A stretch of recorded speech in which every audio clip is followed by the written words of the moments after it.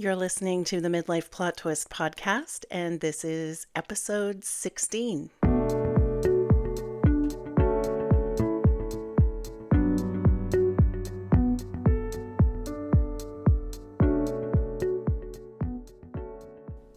Hi there. It's another Monday here at the Midlife Plot Twist podcast, and I am recording this much later than I normally do.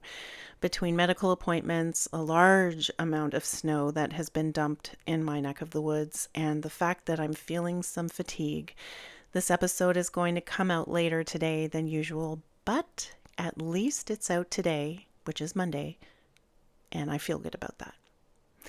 In today's episode, I want to come clean about something with you. When I first got the idea for this podcast, it was to record episodes in real time as I go through my midlife plot twist of changing careers and redefining my identity as a woman in midlife who doesn't want to pretend anymore that she's in her 30s. And that's what I've been doing. Week after week, I show up to talk about one little facet of this process and where I'm at with it. My motivation for the episodes is that they be connecting, real, relatable, and, well, good. Hopefully they're good. And when I was just thinking about what this week's topic could be, I noticed that I was getting anxious and putting pressure on myself to pick something good, a topic that seems like a natural progression from the other episodes, a topic that will appeal to others, and so on, blah, blah, blah. I was putting a lot of shoulds in front of the episode topic that I would choose for today.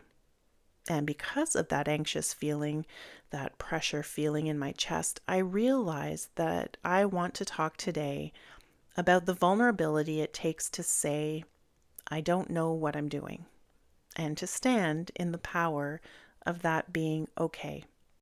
So that's what I want to come clean about today, is that I don't know what I'm doing.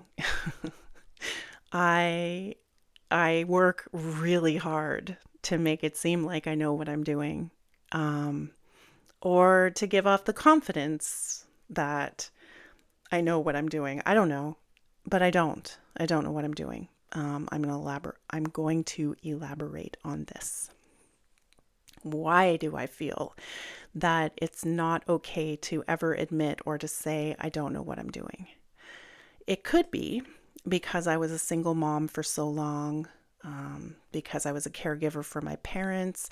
It could be because I was teaching hundreds of university students every week.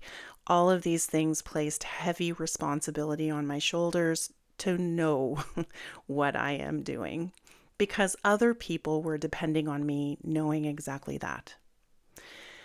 I think this pressure to feel, or this pressure that I feel to know what I'm doing is part and parcel of the midlife expectation.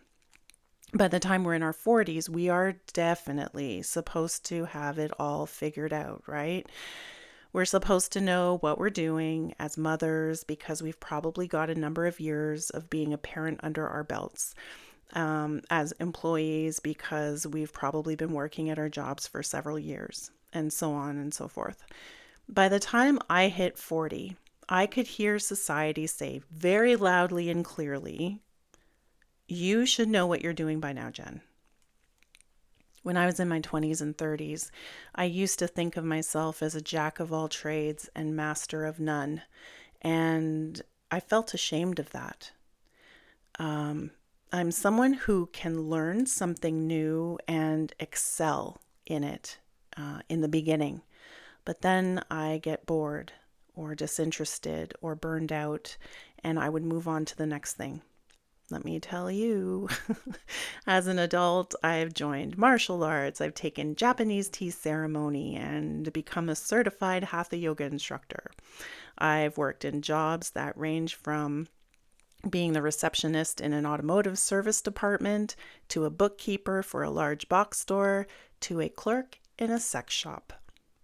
When I decided to go back to school when I was 26, I was thrilled to learn that I actually love learning, unlike what I thought in primary and secondary school.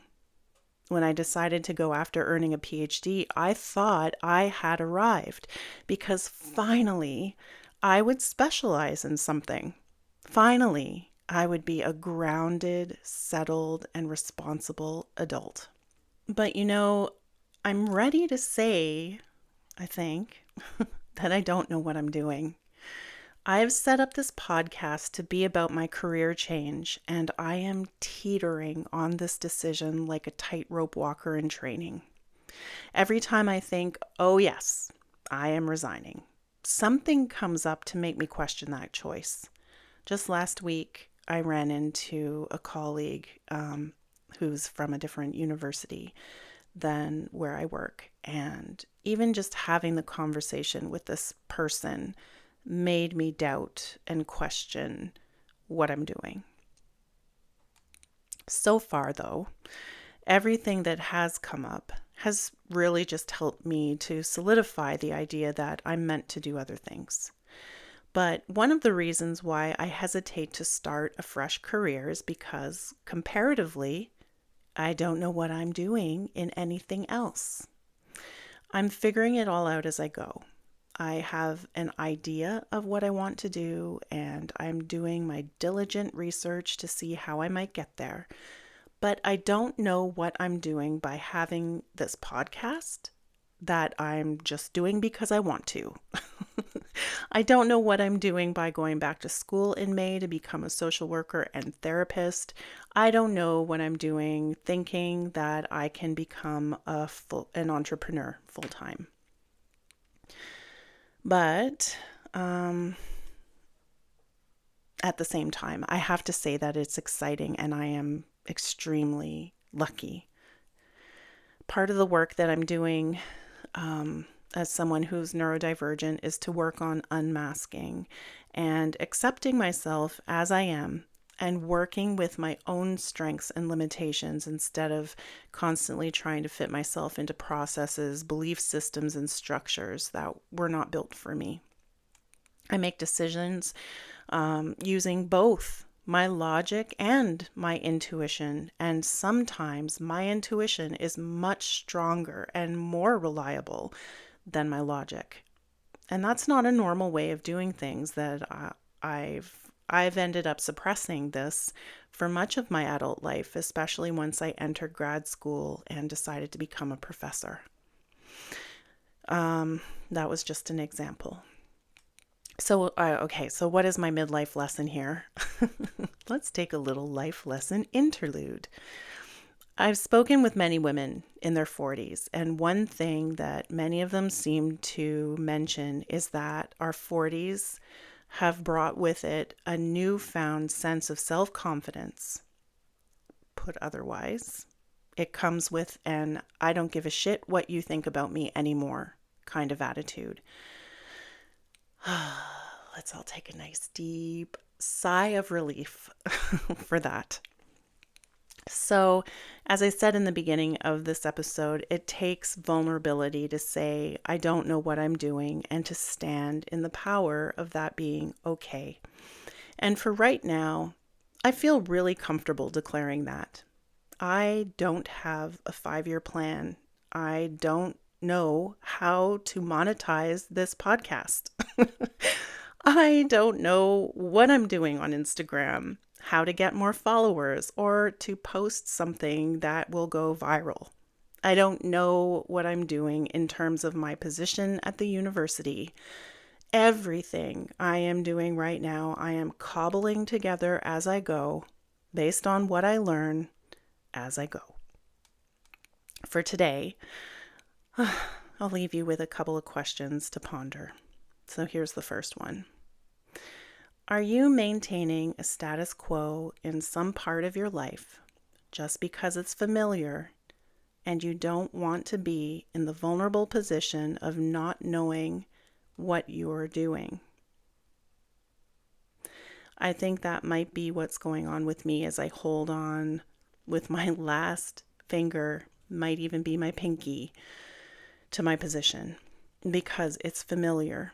And it is damn scary to let go and let God, as they say. I don't even know if that's what they say. Is that the saying? Anyways, question 2. Is there something that gives you a little thrill of excitement when you think of trying it, even if you don't know what you're doing to start off? That's how I started this podcast. And even if I don't know how to monetize it, I am still getting so much joy out of creating it. The follow-up question to this is, are you scared to be bad at something? And why or why not? And how might that be impacting your life? So, I think that's a good place for me to end this episode for today. Let's all go out this week and be bad at something and celebrate that we tried something new or something scary or whatever, and pat each other on the back and be like, let's do it again next week. Okay. That's it for this week's episode. Thank you for being here with me. As always, please follow the podcast and like it or give it stars if you're enjoying it. Feel free to reach out to me by email with any questions or things you might like to share. As you know, by now, hopefully, my Instagram is Midlife Plot Twist Podcast, and my email is midlifeplottwistpodcast@gmail.com. Until next week, be well.